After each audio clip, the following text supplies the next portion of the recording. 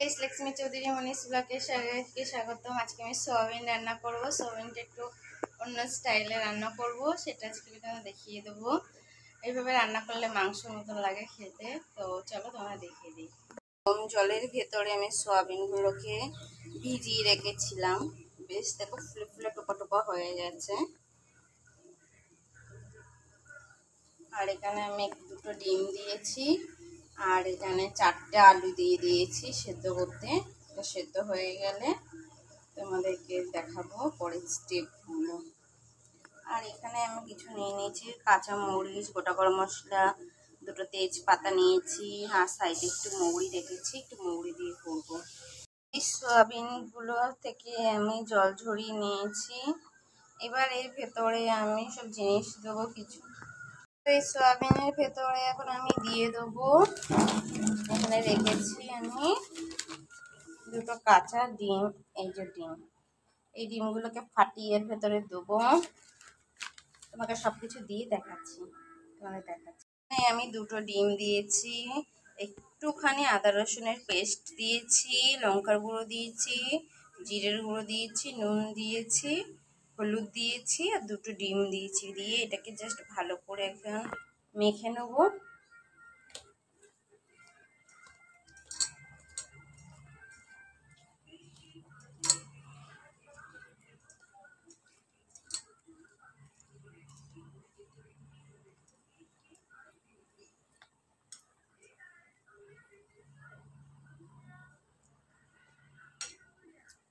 এটাকে এরকম থাকবে, ম্যারিনেট করা থাকবে।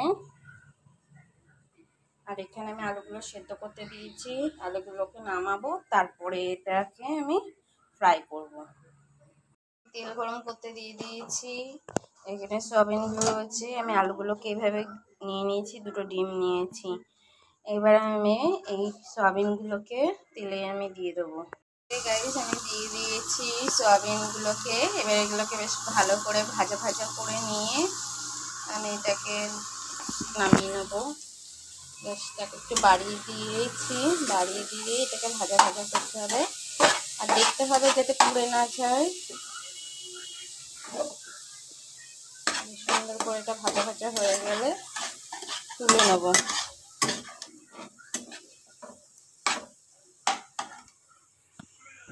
আমি তুলে নিয়েছি, তেলটা গরম করতে দিয়েছি। এর ভেতরে তেজপাতা, গোটা গরম মশলা, লঙ্কা কোচানো, জিরের গুঁড়ো, হলুদ গুঁড়ো, আদা রসুনের বাটা, পেঁয়াজ বাটা, নুন, চিনি, হলুদ গুঁড়ো সব কিছু আমি দিয়ে এটাকে মশলাটাকে ভাজা ভাজা করব। গোটা গরম মশলা দিয়েছি, একটু মৌরি দিয়ে দিয়েছি, একটু মিষ্টি মিষ্টি বেশ টেস্ট লাগবে।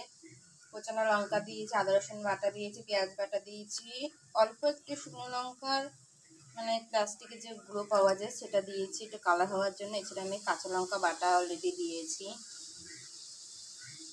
নুন দিয়ে দিয়েছি, একটু স্বাদ মতন চিনি দিয়ে দিয়েছি। এবারে মশলাটা বেশ মাখা মাখা হবে, তেল ছাড়বে, তারপরে আমি গ্রেট করা আলুগুলোকে এর ভেতরে দিয়ে দেবো।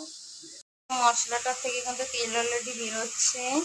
এবারে আমি এই যে আলুগুলোকে, সেদ্ধ আলুগুলোকে ভেঙে ভেঙে রেখেছি, এই আলুগুলোকে আমি দিয়ে দেবো। দিয়ে দিয়েছি, এর ভেতরে একটুখানি জলও দিয়ে দিয়েছি। একটু ফুটে উঠলে তারপরে আমি সয়াবিনগুলোকে দিয়ে বেশ নাড়াচাড়া করে আরও একটু খানিকটা জল দিয়ে আমি ঢেকে দেবো। দেখো আলুটার গ্রেভিটা কতটা সুন্দর হয়ে গেছে।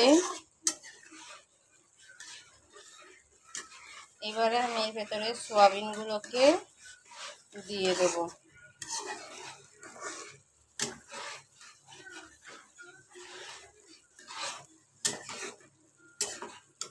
এবার আমি সয়াবিনগুলোকে, ভাজা সয়াবিনগুলোকে দিয়ে দিচ্ছি।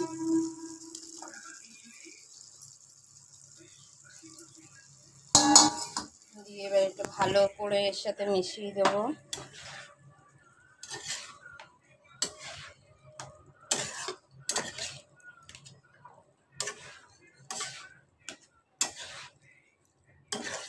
এখানে সবাই নুন লঙ্কা সব কিছু দেখে নেবে যখন যে যেটা করবে। তার আমার সব কিছু ঠিকঠাক আছে বলে আমি আর এর ভেতরে কিছুই দেবো না। তো নামানোর আগে একটু গরম মশলা আর একটুখানি ঘি জাস্ট দিয়ে দেবো। এর ভেতরে এবার আমি জল দিয়ে দেবো, জল দিয়ে ফোটাতে দিয়ে দেবো। তো আমি জল দিয়ে দিয়েছি, আমি নাড়াচাড়া করে দিয়েছি।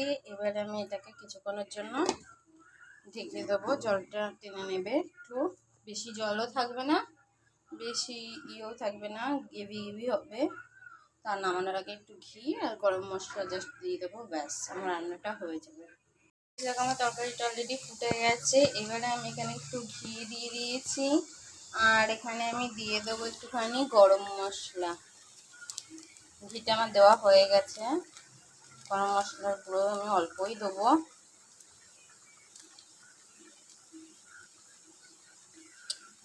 এখানে বেশি আমি লঙ্কা দিইনি, কারণ আমার বাচ্চা খাবে আর এটা একটু মিষ্টি মিষ্টি রান্না হবে।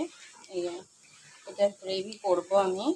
এটাকে জাস্ট সব হয়ে গেছে, এটাকে ঢেকে দেবো, জলটা টেনে গেলে নামিয়ে নেবো। আমার চ্যানেলটি ভালো লাগলে প্লিজ সাবস্ক্রাইব করো, আর সবাই গরমে ভালো থেকো, বাচ্চাদেরকেও অন্তত ভালোভাবে রেখো। তাহলে টেনে যাক, তোমাদের দেখাচ্ছে, আবার ঢেকে দেবো।